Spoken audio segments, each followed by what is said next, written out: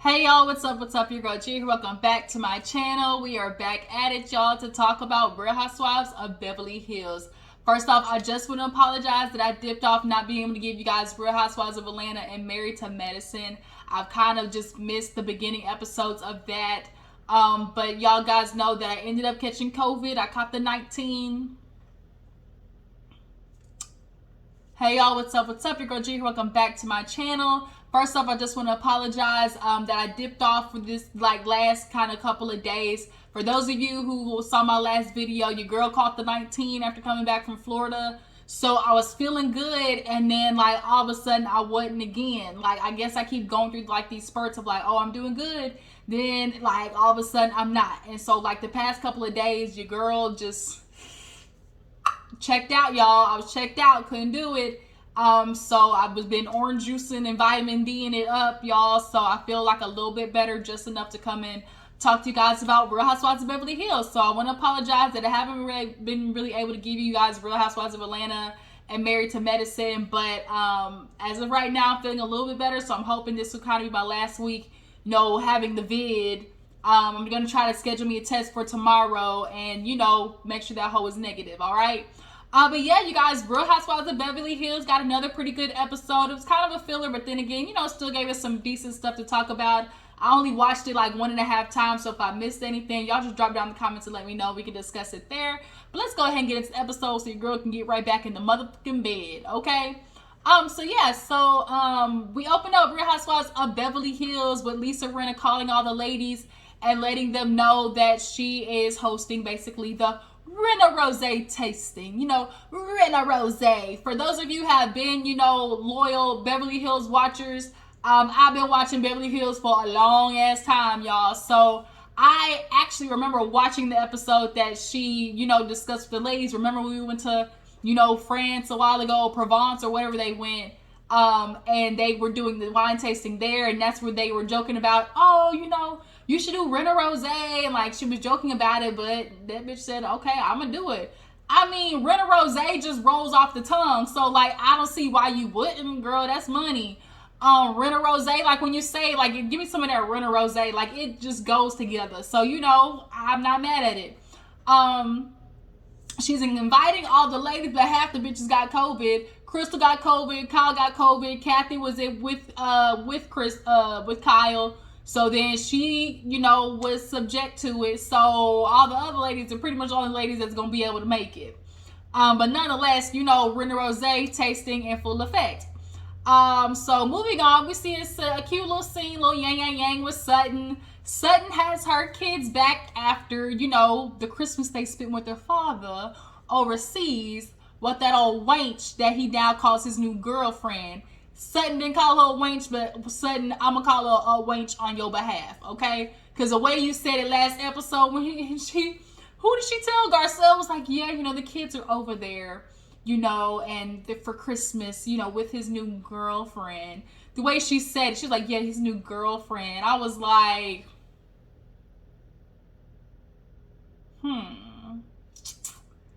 why are you saying it like that, Sutton? What happened? What happened, Sutton? I mean, the nigga put a whole baseball team on her name. Y'all don't know if y'all remember that, but when she was in the midst of her divorce, which is why she was telling, who was it? Erika, that you need, somebody else she was telling you need to get a forensic accountant or whatever, account forensic, because they go through all the finances and whatnot, and through the divorce, she found out that her ex had a whole baseball team in Sutton's name. Bitch, I don't even like baseball. I don't even like baseball cards. My son don't even play baseball. So the fact that he did that lets you know that he's slimy and grimy. But nonetheless, that wench was over there spending Christmas with her ex and her kids, okay? But now they're back, and she was teaching them how to make chicken salad. Raise your hands if you are a chicken salad lover. If you eat that, I can't trust you. I'm sorry. That combination of mayonnaise, chicken, celery. Some people put grapes and walnuts and pecans. Like all of that hodgepodge with mayonnaise. Oh no, we cannot do that. She was like, the key to a good chicken salad is lots and lots of mayonnaise, and she's whipping it up, and you can hear the wet macaroni sound, macaroni in the pot. Okay, she was it was nasty sound. It was, and it was just kind of like, ooh, it just sounded real, just gushy. But yeah, so her daughter, her son, oh my god, that freaking dog was so cute. Waylon was fucking up her expensive ass grass that she clearly just put in. You see that fresh grass that was laid in the back. Waylon over there having a good old time playing, digging that shit up. She like, Waylon. First of all, I ain't never heard the name Waylon. Let alone for a dog. But Waylon, the dude was trying to catch him, and he took off running with a piece of grass in his mouth. It was just so cute. I love dogs. I really want to give you another one. But yeah, Waylon brought his ass in the house with a big ass patch of green grass in his mouth. But yeah, nonetheless, her son, she was like, oh, I'm glad my son's back. He's getting ready to go attend college. He came to me one day and was like, oh, I think I've been too comfortable. And so she's like, okay, I can make you uncomfortable real fast. She said she sent his ass down there to Georgia during the summer. I said, you ain't got to say nothing else. Because, bitch, I'm in Texas. And the Texas summers, down here in the South, the summers have not been playing this year. It has been easily 100 degrees damn near every day. Every day has been 100 degrees. And at the lowest, like, even if it ain't 100 degrees, it's a good 98, 99. So with the heat index, the shit has been 100 degrees, basically. So, yeah, she was like, yeah, I sent him down there, for a month. And he was, delivering vending machines and all that type of stuff like that. And basically, he came back. I picked him up to freaking fly. I picked him up a month later, and he was like, I want to go to college. Oh, yeah. Now you want to take your ass to college and go read some books, okay? But yeah, so them summers down here in the South, no joke. They'll make anybody want to get on the straight and narrow. But her son, I guess, was also interested in the military as well or something like that. And he ended up choosing a college that's like a military college. So Sutton's like, okay, you know what? Go ahead and get uncomfortable then. If there's one thing people are not going to be able to say is that, I spoil my kids, or they're not, at least so in a bubble that they don't recognize that they live a very comfortable life. But that does say a lot about Sutton, where her son has enough emotional intelligence to voice out loud, I've been living comfortably. Like, I've been living. He can recognize to the extent of being able to vocalize, I'm ready to get out of, that comfortableness, out of, this bubble that I've been living in. And, whatever it is, see the world, or, whatever it may be. But it just does say a lot that, Sutton is still instilling good morals and values in her kids. They don't seem like assholes by any means of the word. So, like, it's good to see, because people can say all the time, oh, I don't spoil my kids, or, oh, they're still, down to earth. But a parent can say that, but you can look in a child and see. And you can look and see in Sutton's kids, son and daughter, that they, are still very much, like I said, not spoiled ass asshole brats, rich kid brats. They ate that damn chicken salad sandwich or whatever on white bread. I was just looking like, ugh. I'm sorry, I can't get myself to eat it. My sister says she loves it. It's a texture thing. I get the idea, but just like grapes and cranberries and pecans and walnuts and mayonnaise and all that together. Could y'all do that? Like, do y'all do that? Yikes. Okay, so yeah. All right, y'all, I'm back. Sorry, had to do something really fast. But yeah, next scene, we're gonna talk about Erika, y'all. She was just simply at home, talking with her crew, catching up on everything. Y'all know she's got her pretty miss hair. And, I'm hoping things take off for her because, bitch, you got a lot of money to make up for. I'm really hoping because them lawsuits, Since Tom is over there in the land of Oz, I feel like these lawsuits is packing up on Erika, and they looking for somebody to give her the people her they money back, okay? The burn victims and widows. And since you were the one who was living high on the hog, with jets and and jewelry and all types of shit, Erika, it's a lot of money that you might be having to pay back. But nonetheless, ooh, Erika. Girl, I'd be mad. I would be mad. How you gonna sit there and go senile on me in the midst of this lawsuit? Like, just like a white man to just somehow, some way avoid accountability.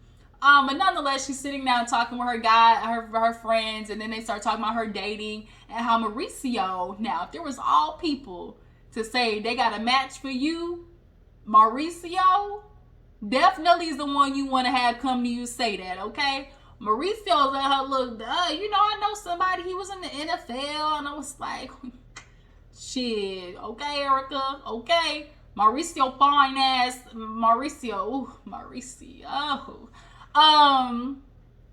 Y'all know he got money. He owned the real estate agency. He ain't around nothing but big ballers, okay? So, and even if it ain't, even if there's no relationship, you gonna either get one of the two. You gonna get a dick or a dollar out of the two. Shout out to Erika. You might, even if the dick ain't good, the nigga got money. So, like, some good gonna come out of it. But yeah, so she was talking about that, and then discussing how she was like, well, shit, I might be a part-time dominatrix. And she like, she said, somebody came to me and said that, I'd be a really good dominatrix. And I was like, you know what? Erika would be a great dominatrix. I could see it. Like she said, I love latex. We've seen her with the long ponytails and latex and, the chains, and, she kind of does carry that demeanor of like, yes, headmistress, like she gives off dominatrix. And so, bitch, Erika, I would say go for it. Absolutely. I mean, she ain't nothing else better to do. Like, what else you gonna do? Because you said the phone stopped ringing, so bitch, you can't be picky right now. But you're in the vicinity of a lot of men, powerful men who like to get their nuts stepped on or whatever it is that, these men like. You be hearing it always be like the CEOs and all this stuff like that like, going to dominatrixes. So I don't see why not. Can y'all think of an excuse why she shouldn't? Because bitch, them lawsuits ain't going nowhere. But yeah, so yeah, Erika, she trying to get her life right. That's basically all that's happening. She's just trying to get her life right. So moving on, we see Dorit and Garcelle go out. And they're basically, catching up. And Garcelle listens to Reed basically tell this story about PK literally getting dropped off home after getting caught basically with a DUI. Now, he gets to the precinct. They test him. And because he wasn't legally over the drinking limit, it was basically like, well, you got to get home. And I guess we'll drive you there. And Garcelle saying what all the rest of the niggas and black people is watching, watching Beverly Hills. Like, it could never happen with us, okay? Just a mere whiff of liquor on the system, and they are taking our ass to jail. Okay, do you understand? And not only that, they dropped you home. The white privilege. Like, I was just laughing because, last week I watched, Dorit and Kyle talk about how, like, oh my gosh, like, I just get so nervous. Like, just, I wouldn't be doing nothing wrong. And police would come up behind me. And all of a sudden, I'm driving like I got a dead body in the trunk. And it's like, it's just really weird watching white women talk about their fear of the police. Because, like, it's imaginary. Like, y'all have an imaginary fear of the police because shit don't be happening to y'all. So, like Garcelle was saying, I don't know not a black person that would have happened to. So speaking of liquor, they start talking about, of course, Erika Jane, okay? And how she's, been let loose, okay? She's been at the parties and everything, getting a little slip with it, okay? Going ham. So Garcelle, of course, has concern. She's like, look, she told me I ain't supposed to be drinking with this alcohol. I ain't supposed to be doing all this. but you're doing it anyways, clearly. And so Garcelle's like, shouldn't, you know, somebody be, you know, checking in on her, talking to her, something, because like this shit is wild. Like she's getting out of hand. Dorit's like halfway with the, yeah, we definitely should check on her. And the, well, she's just, she's trying to have a good time. Her and Kyle keep doing this. Oh, she deserves a blowout. We've never seen this Erika before. Like we keep getting that from them, and it's just kind of like, it's not the problem that Erika is letting loose. It's the way she's doing it. Like she's taking antidepressants. Like, first of all, you're not supposed to mix pills with alcohol. But of all medications, her antidepressants, you're gonna combine liquor with it, right? From the Valium to the Vicodin to the Lexapro to the Ambiens, all the rich white woman drugs, you can't keep mixing dirty martinis with them drugs, okay? That's why her ass was passed out on the ship in the first place.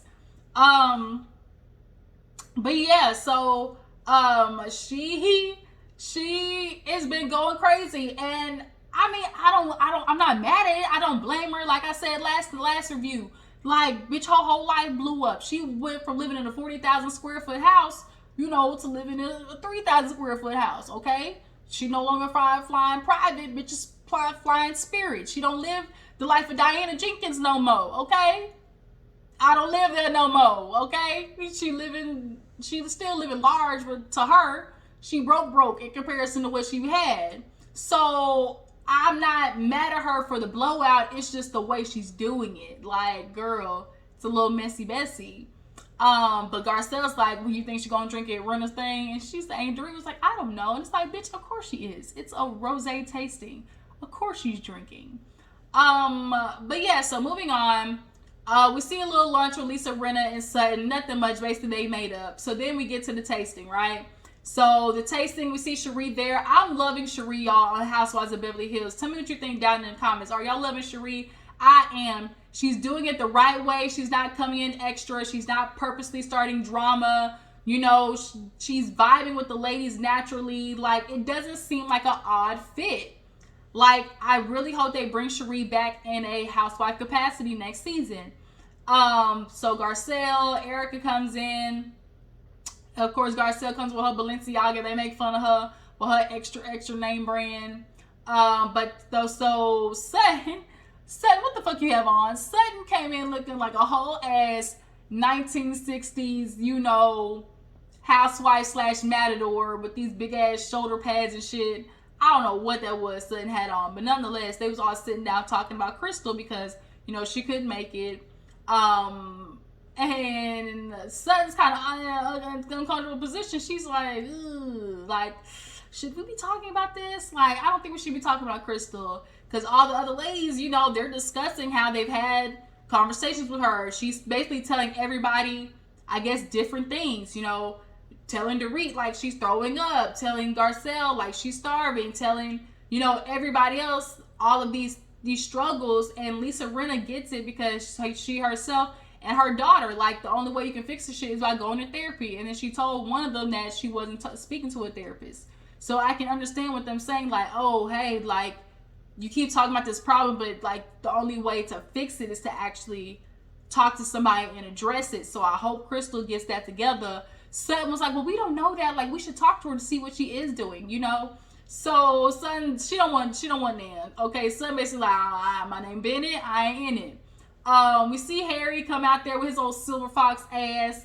Harry, I love Harry. I love Harry Hamlin. He comes out there with that just slick Rick energy. And ladies, I made everything myself. And, I decorated the table. Like, he's a very creative man. Clearly in touch with his feminine side, as people would put it. He decorated the table because everybody couldn't come because of COVID. And so they start talking about Lisa Rinna in her book, basically how she taught her daughters how to give a blowjob. And they asked Harry, well, what do you think about, Cherie asked a perfect question. If you had to give her a Yelp review, I said, come on, Yelp review. Come on, Yelp review. Shout out to De Niro. Come on for the Yelp review. Yelp review on them lips, okay? What them lips talking about? Is she giving the guac, okay? Is she giving the guac? And he basically was like, I think he did want to, like, say it to like disrespect her, but it came across as and it was like, why the fuck you taking so long? Like, this shit good, you would say it's good. But I just think he wasn't trying to like basically like disrespect her, but it kind of came off across like, nigga, your first response should be a immediate 5, okay? That'd be awkward though. Imagine like you being a daughter reading your mom talking about reading a book, making a book talking about sucking dick. Like, ugh, I cringe thinking about that. So Erika talked about, because she was asked, what do you want to drink? She's like, I'll take a chamomile tea. And she talks to ladies like, I just realized I shouldn't be drinking, with the medication. It tells me, obviously, no drinking, and I just haven't been doing that. Y'all see how fast that chamomile tea turned into a rosé? Bitch started drinking with the rest of them. They go in there doing the tasting. Shit look like it tastes good. I don't doubt that it did. So they were, tasting and getting a little lubricated though, okay? Garcelle was like, is there food coming? Because girl, I'm feeling a little woo, okay? So at the table, Dorit brings up to Garcelle, hey, Garcelle, I have somebody. He just thinks you're the most beautiful woman. He just really into you, and he's not a man, who's out here screwing around. And Sheree was like, yeah.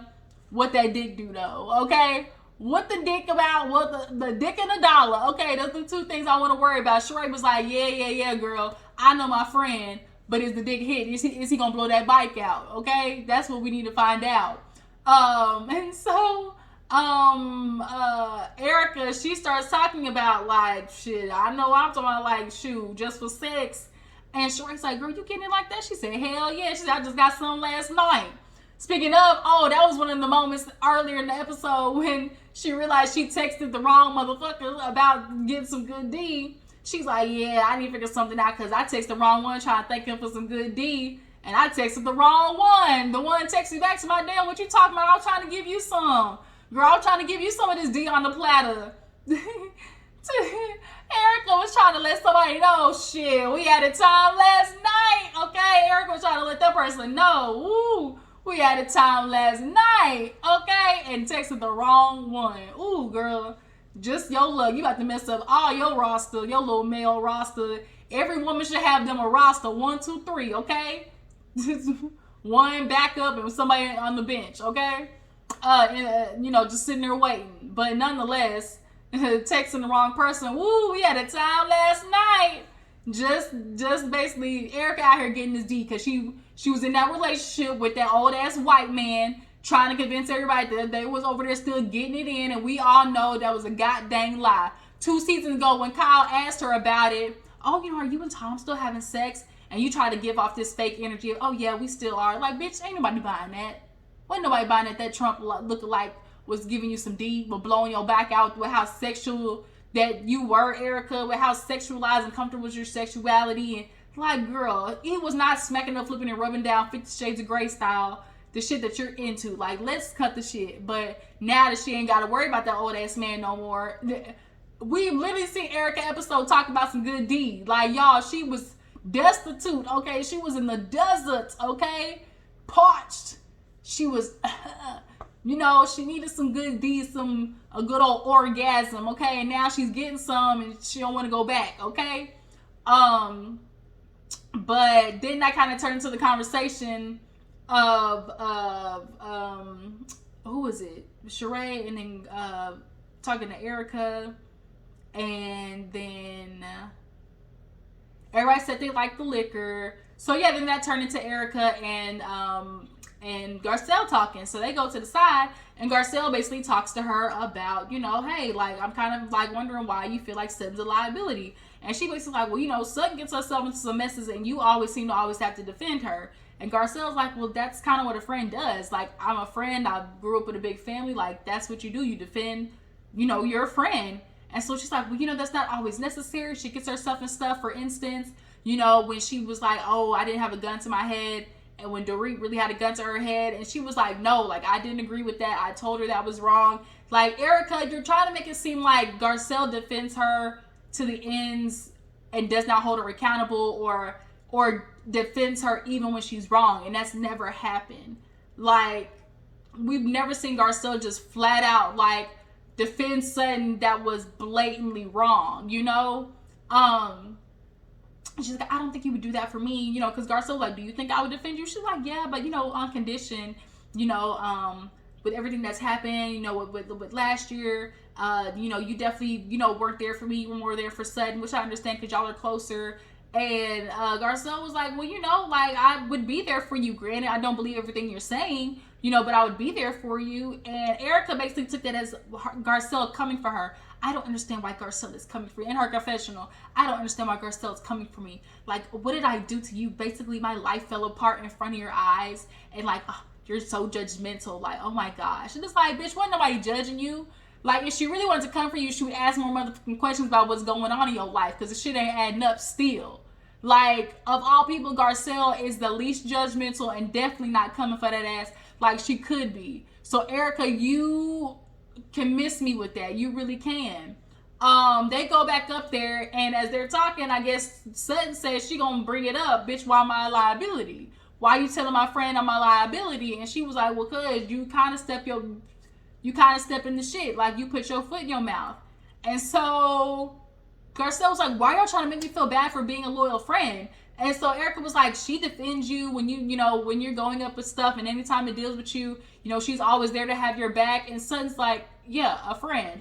She's not doing anything that you bitches have not done.